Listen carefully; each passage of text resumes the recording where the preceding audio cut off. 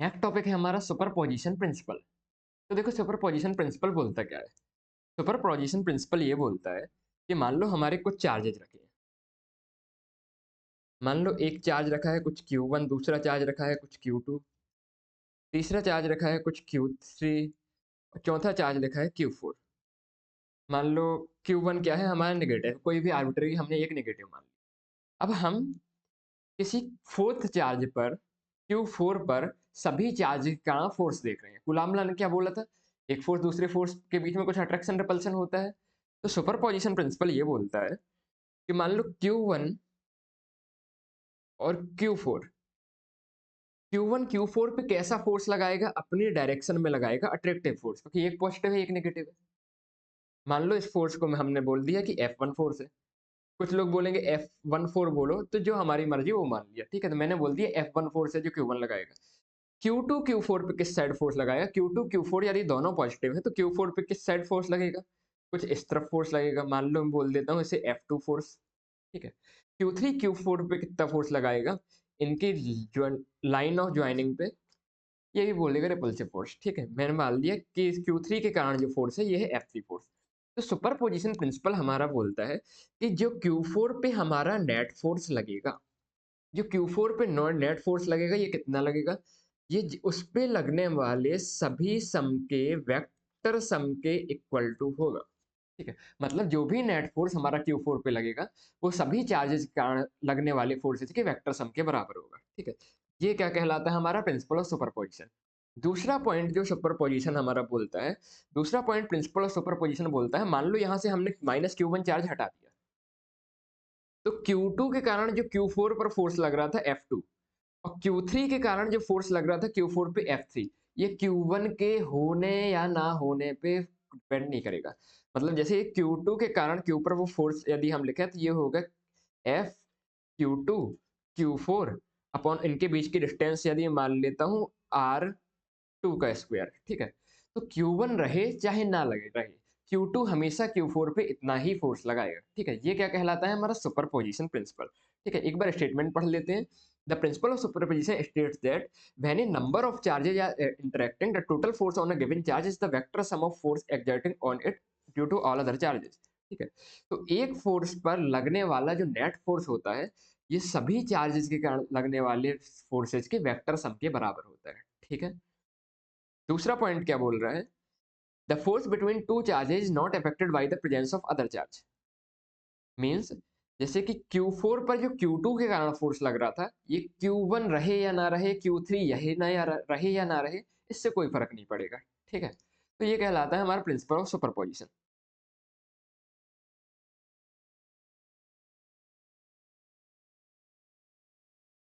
Principle of superposition के बाद next topic हमारा आता है क्या, इलेक्ट्रिक फील्ड, ठीक है।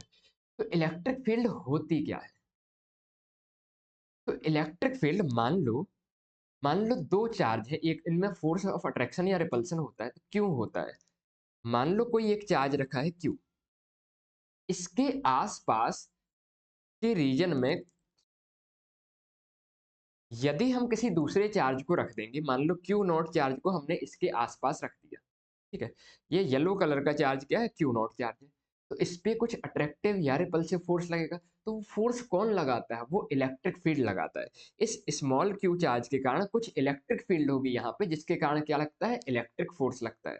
तो इलेक्ट्रिक फील्ड क्या कहलाता है, एक चार्ज के आसपास का वो रीजन जिस पर यदि हम दूसरा कोई टेस्ट चार्ज रखते हैं, तो वहां पर हमें क्या देखने मिलेगा, एक फोर्स देखने मिलेगा, ठीक है। तो देखो, मान लो ये हमने Q चार्ज रखा, इसके आसपास हमने कितना चार्ज रख दिया, इसके आसपास हमने कुछ Q0 चार्ज रख दिया जो कि R डिस्टेंस पर है। ये Q0 क्या है हमारा, ये Q0 हमारा टेस्ट चार्ज है।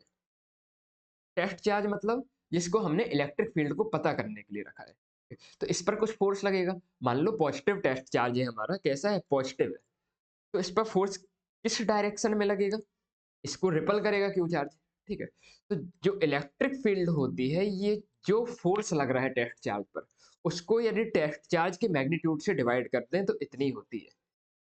क्या हम फोर्स की वैल्यू लिख सकते हैं, बिल्कुल लिख सकते हैं। दोनों के बीच में लगने वाला फोर्स होगा K Q Q0 upon R square.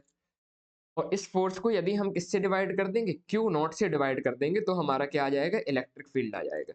तो electric field F upon Q naught, तो ये कितना होगा, Q Q naught upon R square into Q naught से क्यू नॉट कैंसिल हो जाएगा और इलेक्ट्रिक फील्ड हमारा आ जाएगा के क्यू अपॉन आर स्क्वायर। ठीक है। तो इलेक्ट्रिक फील्ड क्या होता है, एक चार्ज के आसपास का वो रीजन जहां पर हम यदि कोई टेस्ट चार्ज रखते हैं तो उस पर जो फोर्स लगता है, कौन लगाता है, इलेक्ट्रिक फील्ड लगाता है। अब ये टेस्ट चार्ज क्या है, टेस्ट चार्ज एक बहुत बहुत छोटा चार्ज है। क्यों छोटा चार्ज है, इसकी खुद की कोई इलेक्ट्रिक फील्ड नहीं है, यहाँ पर हमें इलेक्ट्रिक फील्ड केवल इस वाले क्यू की देखनी है। इसलिए इस जो छोटा सा टेस्ट चार्ज है, इसकी खुद की कोई इलेक्ट्रिक फील्ड नहीं है, ये केवल हमने फोर्स के लिए निकाला, फोर्स लिखा, फोर्स से डिवाइड कर दिया, तो हमारी क्या आ गई, इलेक्ट्रिक फील्ड आ गई। ठीक है। तो इसको हम क्या बोलते हैं, टेस्ट चार्ज बोलते हैं। ठीक है। तो ये होता है हमारा कॉन्सेप्ट ऑफ इलेक्ट्रिक फील्ड। तो हमने क्या क्या देख लिया, सुपरपोजिशन प्रिंसिपल देख दिया, इलेक्ट्रिक फील्ड देख लिया। इलेक्ट्रिक फील्ड की यूनिट क्या होगी, ये बता सकते हैं क्या? तो देखो, इलेक्ट्रिक फील्ड का हमने फॉर्मूला लिखा, वो एफ अपॉन क्यू नॉट। ठीक है। तो देखो, फोर्स की यूनिट कितनी होती है, न्यूटन। चार्ज की यूनिट क्या होती है, कूलाम। तो इलेक्ट्रिक फील्ड की यूनिट हो जाएगी न्यूटन पर कूलाम। ठीक है। एक चीज हो गई। दूसरी चीज क्या, यदि ये positive Q naught test charge रखा था तो इस पे फोर्स लग रहा था कुछ इस डायरेक्शन में। ठीक है। तो इलेक्ट्रिक फील्ड की भी एक डायरेक्शन होती है, इलेक्ट्रिक फील्ड की डायरेक्शन होती है, मतलब ये कैसी क्वांटिटी कहलाई हमारी, इलेक्ट्रिक फील्ड हमारी एक वेक्टर क्वांटिटी कहलाई। ओके। अब देखो, electric field due two point charge निकालते हैं। पॉइंट चार्ज मतलब मान लो यहाँ पर हमारा क्या है, एक पॉइंट चार्ज है क्यू, इसके कारण हमें यहाँ पर इलेक्ट्रिक फील्ड निकालनी है दूसरे पॉइंट पे। तो जहां पर इलेक्ट्रिक फील्ड निकालनी है वहां वो, मान लो आर डिस्टेंस दूर है, तो इस आर डिस्टेंस दूर पर हम क्या करेंगे, एक टेस्ट चार्ज लिख देंगे। टेस्ट चार्ज लिखने के बाद हम लिखेंगे इलेक्ट्रिक फोर्स दोनों के बीच में, तो दोनों के बीच में इलेक्ट्रिक फोर्स होगा K Q Q naught upon R square. यदि हमें पॉइंट चार्ज का इलेक्ट्रिक फील्ड कैलकुलेट करना है तो इलेक्ट्रिक फील्ड का फॉर्मूला होता है एफ अपॉन क्यू नॉट। तो F K Q Q naught upon R square, इसको हम डिवाइड कर देंगे क्यू नॉट से, तो हमारा क्या आ जाएगा, एक पॉइंट चार्ज के कारण इलेक्ट्रिक फील्ड आ जाएगी। कुछ कुछ समझे क्या? एक बार रीड कर लेते हैं, electric field intensity, electric field strength at a point is defined as the force experienced by a unit positive test charge placed at that point। मतलब एक यूनिट पॉजिटिव टेस्ट चार्ज पर कितना फोर्स लग रहा है, इसको हम क्या बोलते हैं, इलेक्ट्रिक फील्ड या उसकी इंटेंसिटी बोलते हैं। ठीक है। अब कॉन्सेप्ट ऑफ फोर्स देखते हैं, तो देखो हमें इलेक्ट्रिक फील्ड के बारे में कुछ कुछ पता होना चाहिए। इलेक्ट्रिक फील्ड, इलेक्ट्रिक फील्ड की डायरेक्शन पता करनी है, तो कैसे निकालेंगे, मान लो यहाँ पर क्यू चार्ज है, इसके कारण हमें इलेक्ट्रिक फील्ड की डायरेक्शन पता करनी है। तो इसके पास हम क्यू नॉट चार्ज रखते हैं। यदि ये क्यू नॉट पॉजिटिव चार्ज होगा तो ये कहाँ पे जाएगा, पॉजिटिव पॉजिटिव एक दूसरे को रिपल करते हैं, तो फोर्स लगेगा इस तरफ। तो जिस तरफ क्यू नॉट चार्ज जाएगा वही क्या होगी, इलेक्ट्रिक फील्ड की डायरेक्शन होगी। ठीक है। अभी मान लो यहाँ पर ये क्यू चार्ज रखा हुआ है, यहाँ पर हम कोई नेगेटिव चार्ज रख देते हैं माइनस क्यू। तो माइनस क्यू चार्ज को ये क्यू क्या करेगा, अट्रैक्ट करेगा अपनी तरफ, तो ये माइनस क्यू क्यू की तरफ आएगा। तो जिस तरफ क्यू माइनस क्यू चार्ज जाएगा वही क्या होगा, डायरेक्शन ऑफ इलेक्ट्रिक फील्ड होगी। तो डायरेक्शन ऑफ इलेक्ट्रिक फील्ड कैसे निकाल सकते हैं, पॉजिटिव चार्ज किस तरफ जा रहा है या फिर किस तरफ चार्ज मूव कर रहा है, ऐसे हम क्या कर सकते हैं, इलेक्ट्रिक फील्ड की डायरेक्शन निकाल सकते हैं। तो देखो, पॉजिटिव चार्ज के कारण जो इलेक्ट्रिक फील्ड होती है दूर की तरफ होती है। ठीक है। वहीं नेगेटिव चार्ज के कारण जो इलेक्ट्रिक फील्ड होती है किस तरफ होती है, इसकी तरफ आती हुई होती है। क्यों, क्योंकि यहाँ पर यदि हम कोई टेस्ट चार्ज रखेंगे तो टेस्ट चार्ज नेगेटिव चार्ज की तरफ अट्रैक्ट होगा, तो इलेक्ट्रिक फील्ड की डायरेक्शन क्या हो जाएगी, ये वाली। ठीक है। कुछ कुछ समझ में आया? इसके ऊपर एक दो क्वेश्चन भी बन जाते हैं। मान लो, मान लो मैं आपको ऐसा बोल दूं कि यहाँ पर एक चार्ज रखा है स्मॉल क्यू, और इससे आर डिस्टेंस पर कोई दूसरा चार्ज रखा है स्मॉल क्यू। इन दोनों के मिलाने वाली लाइन के बीच में मुझे कोई चार्ज रखना है कैपिटल क्यू। कहीं पर भी हमें क्या रखना है, कैपिटल क्यू चार्ज रखना है। ये ऐसे रखना है कि ये चार्ज क्या रहे, कैप सभी चार्ज क्या रहे, इक्विलिब्रियम में रहे, पहली चीज। तो सभी चार्ज इक्विलिब्रियम में रहे, इसके लिए मैं आपसे पूछना चाहता हूँ, कैपिटल क्यू का नेचर कैसा होगा। ठीक है। दूसरी चीज, कैपिटल क्यू कहाँ पर रखे, मतलब इसकी पोजीशन क्या होगी। तीसरी चीज, कैपिटल क्यू का मैग्नीट्यूड क्या होगा जिससे हमारा क्या रहे, सभी चार्ज पूरा सिस्टम क्या रहे, इक्विलिब्रियम में रहे। ठीक है, क्वेश्चन समझे क्या? फिर से बताता हूँ। क्वेश्चन हम सभी एक बार फिर से पीवाईक्यू के एक साथ करेंगे। अभी थोड़ा थोड़ा इंट्रोडक्टरी पार्ट, किस लिए कि हमें थोड़ा थोड़ा थोड़ा कॉन्सेप्ट का फील आता रहे। ठीक है, तो देखो, ये वैसे पीवाईक्यू में आया हुआ क्वेश्चन है कि यदि दो चार्ज है कैपिटल क्यू, दोनों क्या है, पॉजिटिव है, तो हमें कैपिटल क्यू चार्ज इनको मिलाने वाली लाइन में बीच में रखना है। तो क्यू का नेचर क्या हो, पोजीशन क्या हो, मैग्नीट्यूड क्या है, जिससे पूरा सिस्टम किस में रहे, इक्विलिब्रियम में रहे। तो इसको सॉल्व करने के लिए हमें थोड़ा सा सोचना पड़ेगा। चलो सोचते हैं। मान लो ये प्लस क्यू चार्ज है और ये प्लस क्यू चार्ज है। इन दोनों के बीच में यदि हमने ये प्लस क्यू चार्ज रख दिया, तो देखो, ये वाला चार्ज इस चार्ज को क्या करेगा, रिपल करेगा, इस डायरेक्शन में, इस डायरेक्शन में।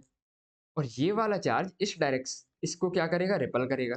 मान लो ये F1 है, ये F2 है, तो F1 और F2 एक दूसरे से कैंसिल हो सकता है। तो यदि Q चार्ज पॉजिटिव लेते हैं हम, तो इक्विलिब्रियम में ये Q चार्ज हो सकता है। अब थोड़ा सा दूसरे वाले चार्ज की बात करते हैं, इस कैपिटल Q की। देखो, इस कैपिटल Q पर इसके कारण पॉजिटिव के कारण फोर्स होगा इस तरफ, मान लो F3, और इस पॉजिटिव के कारण फोर्स होगा F4। तो दोनों चार्ज एक ही तरफ फोर्स लगा रहे हैं, तो ये तो चार्ज भाग जाएगा। ठीक है, क्योंकि इसको कोई कैंसिल करने वाला नहीं है। तो यदि हम प्लस क्यू चार्ज ये लेते हैं, तो उस पूरा का पूरा सिस्टम इक्विलिब्रियम में नहीं है। ठीक है, इतना समझ में आता है? फिर से देखते हैं। यदि मान लो यहाँ पर प्लस क्यू चार्ज है और यहाँ पर प्लस क्यू चार्ज है, इस बार हम क्या लें, इस चार्ज को माइनस क्यू चार्ज लें। अब देखें, क्या ये चार्ज इक्विलिब्रियम में पूरा सिस्टम माइनस का लेने में हो सकता है, क्या चांसेज है क्या? तो देखो, ये वाला जो चार्ज है, इस माइनस क्यू चार्ज को अपनी तरफ अट्रैक्ट करेगा, मान लो F1 से अट्रैक्ट करता है। ये वाला जो चार्ज है, इस माइनस क्यू को अपनी तरफ अट्रैक्ट करेगा, तो ये किससे, मान लो F2 से अट्रैक्ट होता है। तो दोनों फोर्स की डायरेक्शन अलग अलग है, तो दोनों फोर्स एक दूसरे को कैंसिल कर सकते हैं। पर ये तो पिछले केस में भी कैंसिल कर रहे थे। अपन इस चार्ज की बात करते हैं। तो देखो, इस चार्ज को, ये जो हमारा पहला वाला है, पॉजिटिव को क्या करेगा, रिपल करेगा, मान लो F3 से कर रहा है।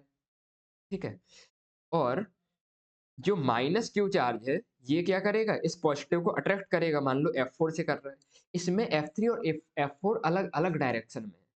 तो ये वाला चार्ज भी इस बार क्या हो रहा है, हमारा इक्विलिब्रियम में आ सकता है। तो पहली चीज तो हमें इन दोनों चीजों में ये समझ में आई, हमें बीच में यदि पॉजिटिव चार्ज रखेंगे तो सिस्टम इक्विलिब्रियम में नहीं रहेगा। हमें क्या रखना पड़ेगा, बीच में नेगेटिव चार्ज रखना पड़ेगा। तो हमें नेचर समझ में आ गया, नेचर कैसा होगा क्यू का, नेगेटिव। ओके, अब हमें इसकी पोजीशन निकालनी है। तो पोजीशन कैसे निकालते हैं, चलो देखते हैं। मान लो यहां पर हमारा कौन सा चार्ज था, प्लस क्यू, और यहां पर चार्ज था प्लस क्यू। इनके बीच में हमने क्या किया, एक माइनस क्यू चार्ज यहां पर रख दिया। इन दोनों के बीच की डिस्टेंस है r, और हमने क्यू चार्ज जो रखा है, वो मान लो पहले चार्ज से है हमारा x डिस्टेंस पर। तो यदि पहले से x डिस्टेंस पे होगी, तो बची हुई डिस्टेंस कितनी हो गई, r माइनस एक्स हो गई। तो ये डिस्टेंस होगी r माइनस एक्स। देखो, दोनों के फोर्स की डायरेक्शन लिखते हैं। प्लस क्यू इसको अपनी तरफ अट्रैक्ट करेगा, मान लो F1 फोर्स से। ये वाला प्लस क्यू इसको अपनी तरफ अट्रैक्ट करेगा, माइनस क्यू को, F2 फोर्स से। तो F1 और F2 यदि बराबर होंगे, तो क्या होगा, ये माइनस क्यू चार्ज इक्विलिब्रियम में होगा। तो देखो, F1 की वैल्यू कितनी आ जाएगी, 1/4 पाई एप्सिलॉन नॉट। दोनों चार्ज का मल्टीप्लाई, तो plus Q into minus Q upon दोनों के बीच की distance, that is x square.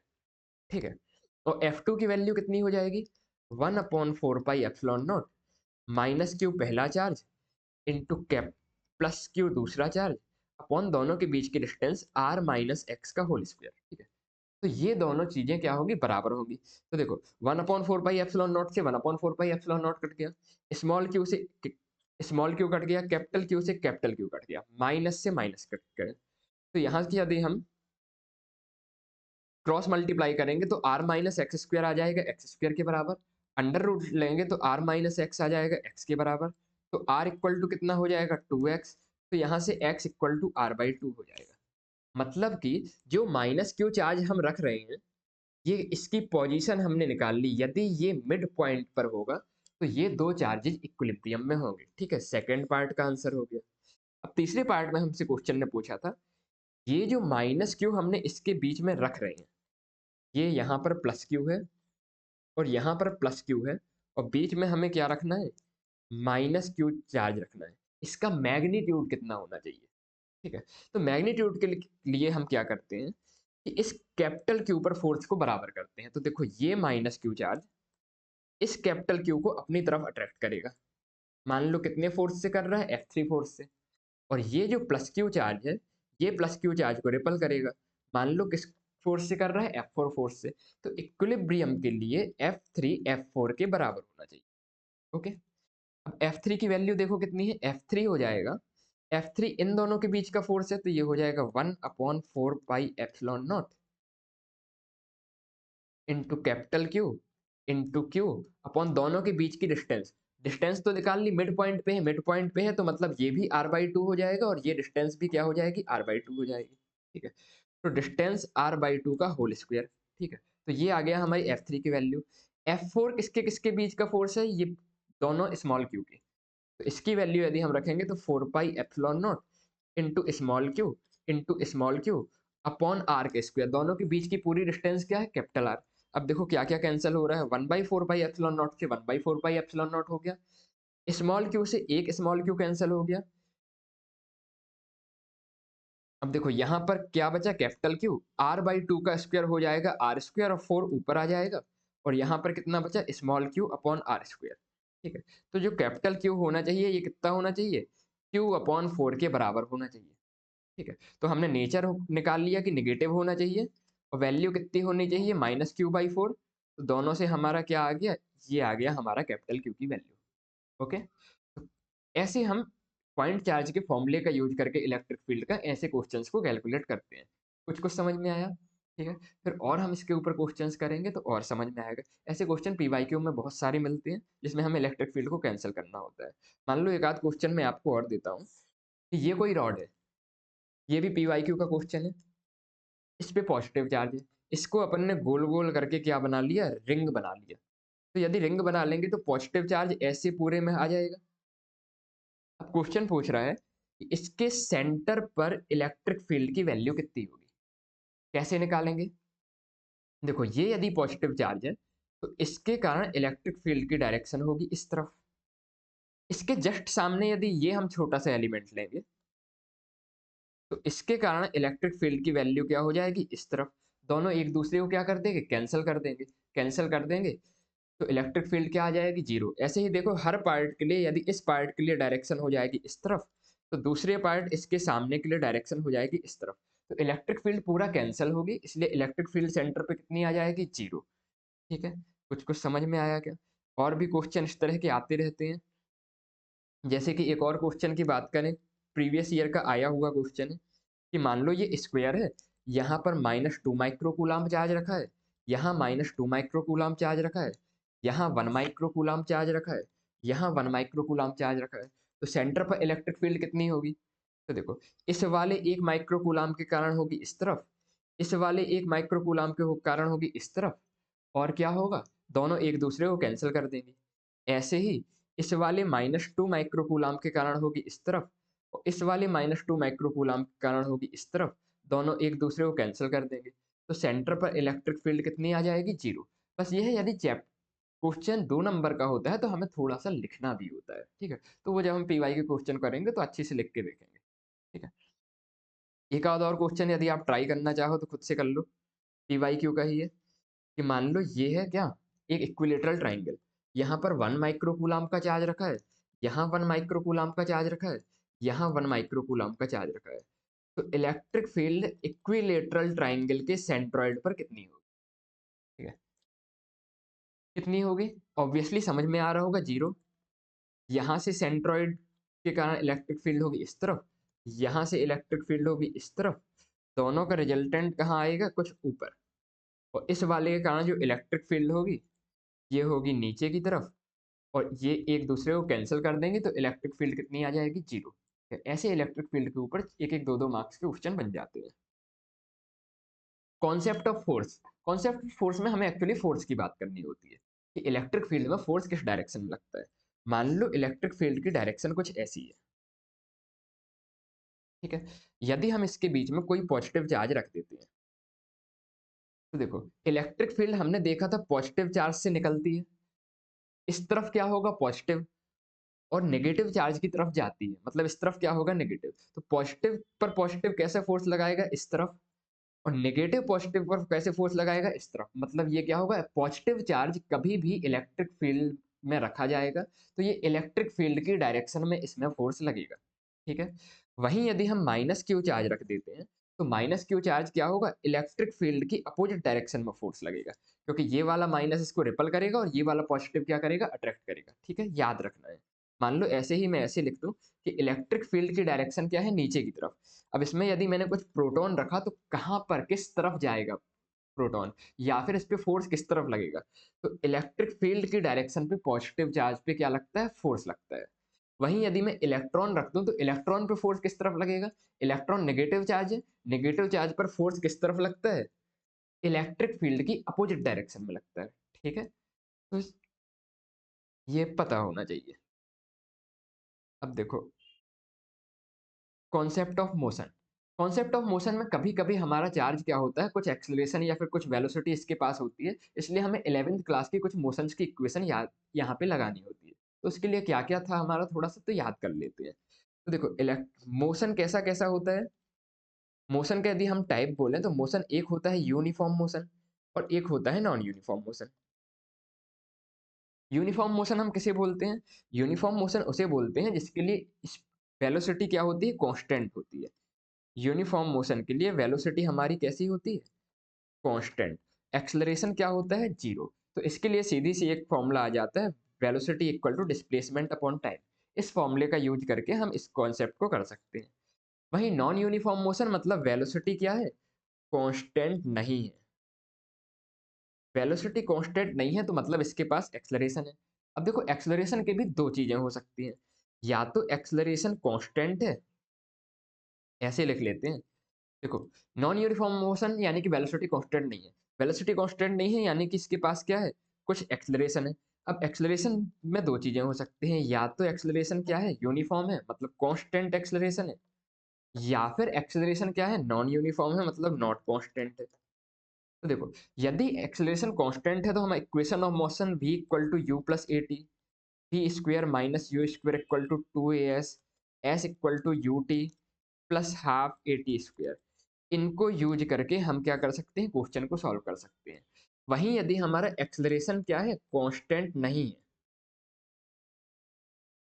तब क्या होगा, तब हमारी चीजें वेरिंग होगी। उस केस में एक्सेलरेशन कैसे आएगा, dv अपॉन dt से आएगा। वेलोसिटी कैसे आएगा, ds अपॉन dt से आएगा। और एक और फॉर्मूला होता है एक्सेलरेशन का, v dv अपॉन ds। तो एक्सेलरेशन जब कांस्टेंट नहीं होता है तो इन इक्वेशंस का यूज करते हैं। हालांकि यदि हम केवल सीबीएसई के पर्सपेक्टिव से देखें तो सीबीएसई के पर्सपेक्टिव से हमारा ये वाली चीज सिलेबस में नहीं है। ठीक है, तो ये थी हमारी इलेक्ट्रिक फील्ड। इलेक्ट्रिक फील्ड का सीधा सीधा फॉर्मूला हमने क्या पढ़ा, कि इलेक्ट्रिक फील्ड होता है फोर्स में से टेस्ट चार्ज को डिवाइड कर देते हैं, यानी कि E इक्वल टू होता है हमारा एफ अपॉन क्यू नॉट। फिर हमने देखा इलेक्ट्रिक फील्ड की यूनिट होती है न्यूटन पर कूलाम, ये एक वेक्टर क्वांटिटी है। ठीक है, एक टेस्ट चार्ज को इलेक्ट्रिक फील्ड पर रखने पर जो फोर्स लगता है वो क्या कहलाता है, हमारा इलेक्ट्रिक फील्ड। इलेक्ट्रिक फील्ड की डायरेक्शन में यदि हम पॉजिटिव चार्ज रखते हैं तो इलेक्ट्रिक फील्ड की डायरेक्शन में फोर्स लगता है, यदि नेगेटिव चार्ज रखते हैं तो इलेक्ट्रिक फील्ड की अगेंस्ट डायरेक्शन में फोर्स लगता है। इलेक्ट्रिक फील्ड की कुछ इक्वेशंस ऑफ मोशन देखी, इसके बाद हम इलेक्ट्रिक फील्ड के कारण इलेक्ट्रिक फील्ड लाइंस देखेंगे और उनके पैटर्न्स के बारे में समझेंगे, इनकी प्रॉपर्टीज के बारे में समझेंगे। ठीक है, तो देखते हैं नेक्स्ट वीडियो में।